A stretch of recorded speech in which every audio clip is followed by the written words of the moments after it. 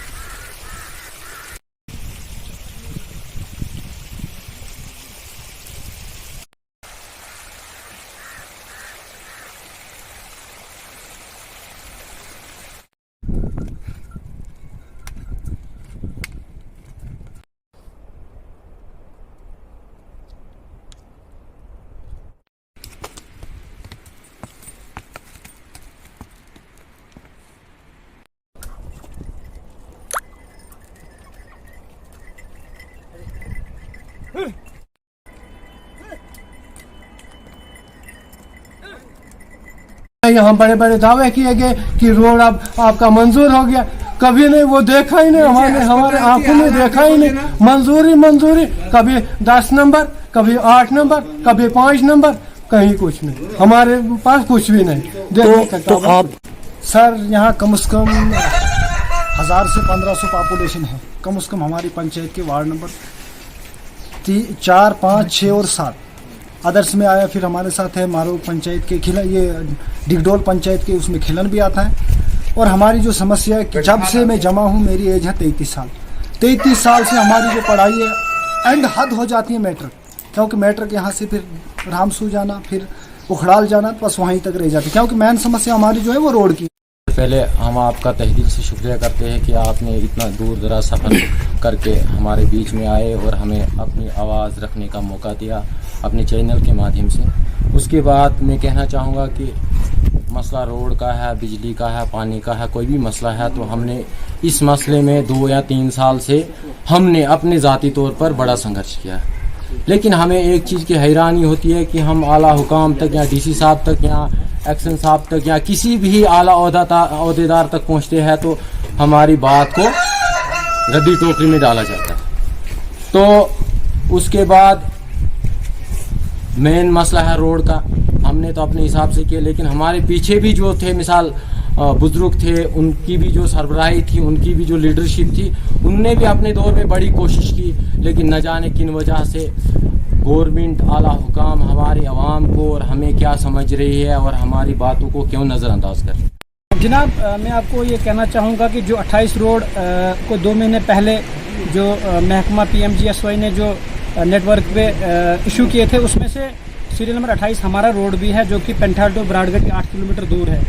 लेकिन मुदस्सिर साहब, मुझे इस चीज़ की मतलब जानकारी है कि इन्होंने 1 बार नहीं 2 बार नहीं 15 बार हमारा रोड जो है नेट पे रखा, लेकिन सर्वे नहीं हो रहे। हम बहुत बेउम्मीद हैं कि सबसे बड़ा मसला जो वो रोड का मसला है, क्योंकि आपने खुद देखा मेरा हेल्थ सेंटर यहाँ जो ब्राडगढ़ी यहाँ से 8 किलोमीटर मगरकोट है, तो यहाँ से मगरकोट अगर कोई पेशेंट जाता, किसी का कट लगता है या गिर जाता है, तो सड़क तक पहुँचाते रास्ते में दम तोड़ जाता है, उसका दम जो है निकल जाता है। तो सर, मैं आपके माध्यम से लेफ्टिनेंट गवर्नर यहाँ सबसे फर्स्ट जो है प्रायोरिटी रोड की होनी चाहिए, और 8 किलोमीटर रोड जो है पेंठाल टू ये ब्राडगढ़ी, उसका सर्वा किया जाने चाहिए, ताकि ये जो हमारे लोग हैं जिनकी उम्र इस वक्त 70 से 75 साल है, उनको अगर एक दिन मगरकोट जाते हैं, दूसरे दिन वापस आते हैं, दिन में वापस नहीं आ सकते, क्योंकि 8 किलोमीटर का सफ़र करना दिन में बहुत बड़ा मुश्किल होता है।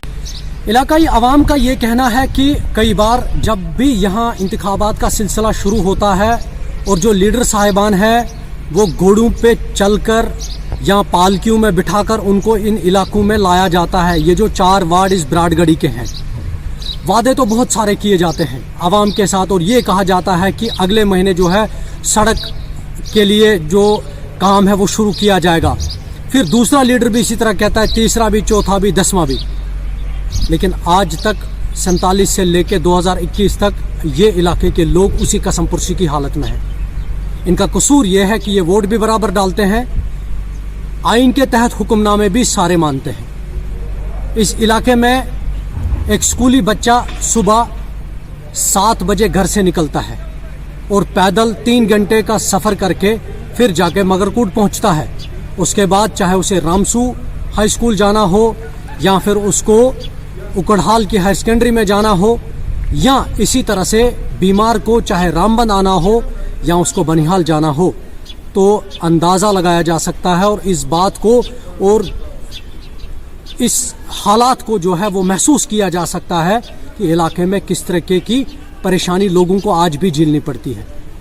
हालिया दिनों में ज़िला तरक्याती काउंसिल के इंतखाबात हुए, उस दौरान भी तमाम लीडरों ने इस इलाके का रुख किया, वोट मांगे गए, उनके साथ बड़े वादे और दावे किए गए, लेकिन आज तक कोई भी दावा, कोई भी वादा पूरा ना हो सका, और ऐसा माना जा रहा है कि सारे वादे और दावे जो है वो खोखले साबित हो रहे हैं। इससे इस बात का अंदाज़ा लग सकता है कि आवाम सिर्फ वोट डालने के लिए है, बाकी जो भी सारी परेशानियां हैं इन लीडर साहिबान की वजह से जो भुगतनी पड़ती है, वो सारा खामियाजा यहाँ ब्राडगढ़ की आवाम ही भुगत रही है। इस इलाके में अगर किसी शख्स को मकान तामीर करना होगा तो सीमेंट की एक बोरी 500 रुपये मगरकोट में मिलती है, लेकिन 800 रुपये वो ब्राडगढ़ी तक पहुँचती है। अगर चावल की बोरी बाज़ार से लेनी है, 300 रुपये का कैरेज जो है उससे जो है चावल की बोरी को लगता है। तो ऐसे में इस इलाके की आवाम का कसूर क्या है? यहाँ की आवाम ने ज़िला इंतज़ामिया, खासकर महकमा PMGSY और PWD से गुजारिश की है कि कोई भी इस इलाके की तरफ नज़रसानी करे, यहाँ सर्वे हो बाज़ाब्ता और इलाके की तरफ सड़क बने, ताकि ब्राडगढ़ के इलाके में रह रहे आवाम को भी मुश्किलात का सामना ना करना पड़े। मज़ीद नई खबरों के साथ मैं आपसे दोबारा रूबरू हूँगा। तब तक के लिए मीर मुदस्सिर को दीजिए इजाज़त। अल्लाह निगहबान।